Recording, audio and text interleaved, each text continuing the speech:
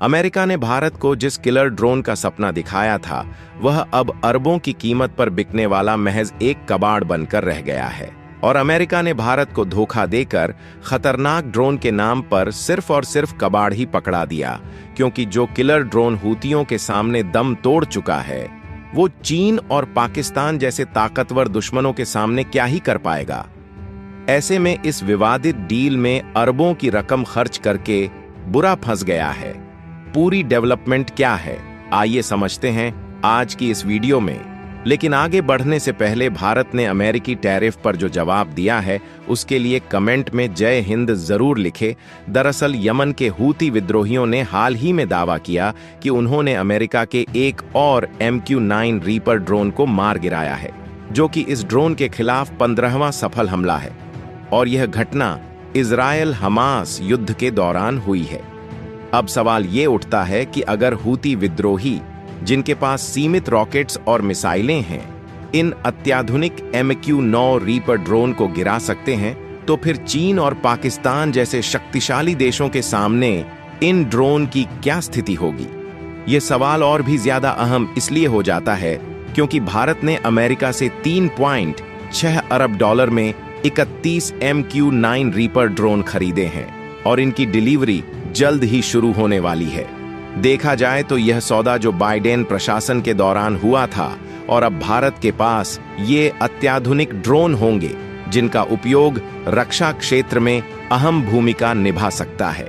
लेकिन इस सफलता की बढ़ती संख्या पर ध्यान देते हुए क्या भारत को इन ड्रोन की असल ताकत पर संदेह करना चाहिए, खासकर जब हूती विद्रोहियों जैसे संगठन इन्हें आसानी से निशाना बना रहे हैं।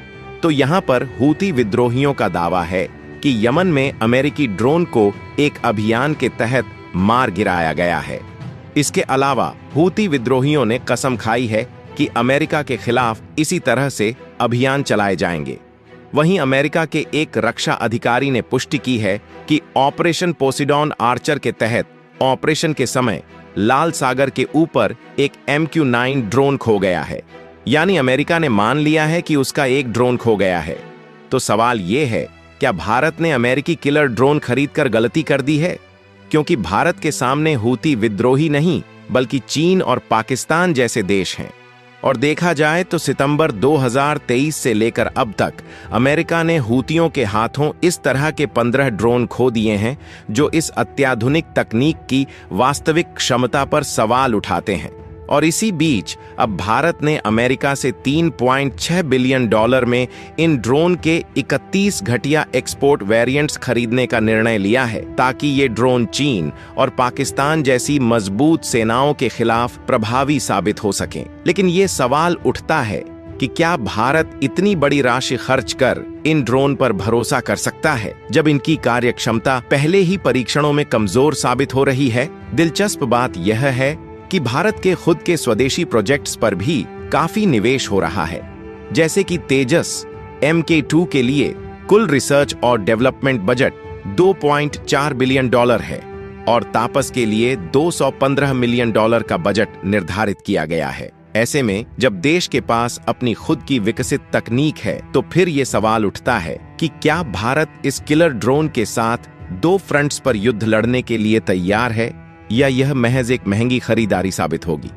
लेकिन ध्यान देने वाली बात यह है कि इस ड्रोन का सौदा भारत और अमेरिका के बीच एक विशालकाय रक्षा डील के तहत हुआ है, जिसमें भारत ये remotely piloted aircraft system RPAS खरीद रहा है, जहां अक्टूबर 2024 में इस सौदे पर दोनों देशों के बीच दस्तखत किए गए थे। लेकिन अगर हम इस ड्रोन की क्षमता की बात करें, तो इस ड्रोन को लेकर कई बड़े दावे किए जा रहे हैं, जिनके मुताबिक ये भारत की खुफिया निगरानी और टोही ISR क्षमताओं में एक नया आयाम जोड़ने जा रहे हैं। इन ड्रोन की एक और बड़ी खासियत यह है कि ये समुद्री क्षेत्र और पहाड़ों जैसे कठिन इलाकों में भी सटीक हमले करने की क्षमता रखते हैं, जो किसी भी सैन्य ऑपरेशन को एक नई दिशा दे सकता है।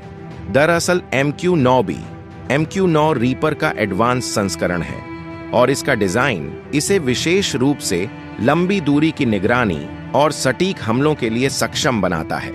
अमेरिकी सेना का दावा है कि ये ड्रोन 40,000 फीट की ऊंचाई से 40 घंटे तक लगातार उड़ान भर सकते हैं, जो किसी भी अन्य मानव रहित विमान की तुलना में एक असाधारण क्षमता है।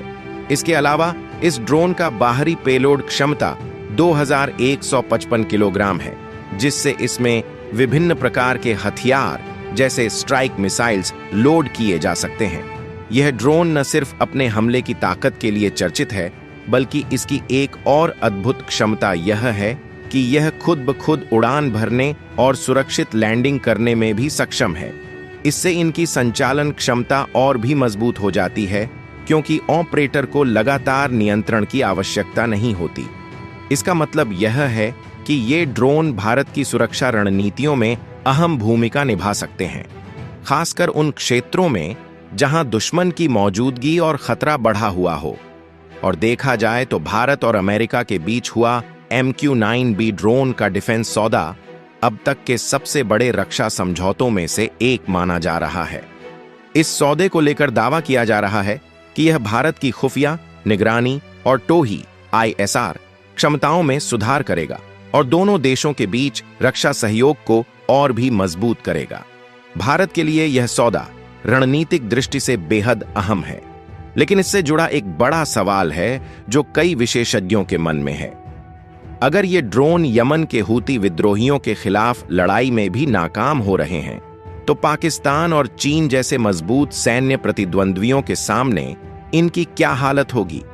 हालांकि अमेरिका ने इस ड्रोन की क्षमता को लेकर बड़े बड़े दावे किए हैं, लेकिन हाल की घटनाओं ने इन दावों पर सवाल उठाए हैं, क्योंकि अगर छोटे समूह जैसे हूती विद्रोही इस ड्रोन को मात दे सकते हैं, तो यह चिंता स्वाभाविक है कि जब इन ड्रोन का सामना पाकिस्तान और चीन जैसी सशक्त सेनाओं से होगा, तो क्या इनकी क्षमता बनी रहेगी। लेकिन हाल के दिनों में जो टैरिफ वॉर अमेरिका चला रहा है, भारत ने उस पर जवाब देना शुरू कर दिया है। यहां तक कि अमेरिका ने भारत को रूस से हथियार लेने तक को मना कर दिया है। लेकिन देखा जाए तो इससे पहले भी अमेरिका की ओर से कई डिमांड की जा चुकी है, लेकिन ने वही फैसला लिया है जो उसके हित में रहता है। और भारत ने अमेरिका से अब तक ऐसा कोई वादा नहीं किया है कि वो अमेरिकी आयात पर टैरिफ कम करेगा, जबकि अमेरिकी राष्ट्रपति ने हाल ही में कहा था कि भारत अपने टैरिफ को काफी हद तक कम करने पर राजी हो गया है।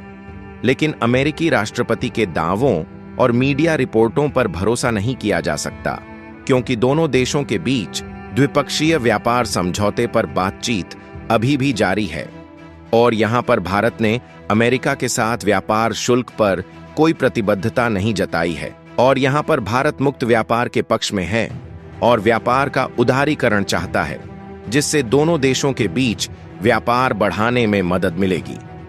ऐसे में भारत व्यापार विस्तार का समर्थन करता है, लेकिन टैरिफ युद्ध किसी के हित में नहीं है और इससे मंदी भी आ सकती है।